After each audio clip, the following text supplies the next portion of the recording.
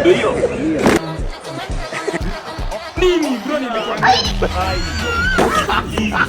Bado pambana na hali yako. Net yangu.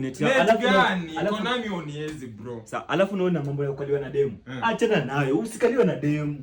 Unakubali vipi kukaliwa? Mumesikia hiyo maneno ama bado hajafika huko? Yaani demu anakaa kwako alafu anaukalia. Babe. Hivi nini nafanya? Sasa ni saa ngapi? Kutoka penye nilitoka penye nimerudi nyumba ndio iko. Vyombo ni chafu, au joshea mtoto ni nini? Wo. Umesema hakuna kukaliwa na demu. Na mtoto haja amelala kwa kitanda hadi hujamtoa ujenge hata ni nini? Aya, wewe shida yako ni gani? Hapa nimekuona.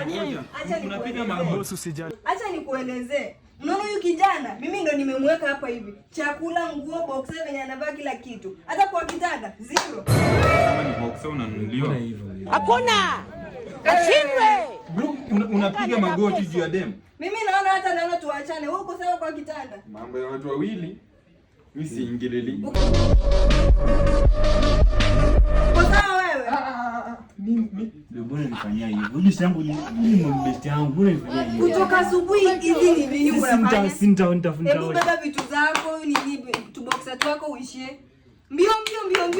Beba nimekuambia ubebe tu boxer haraka ishia huko. Nisikuone kwa hii nyumba. Na usinipigie ama unikoni. Ishia. Mbio.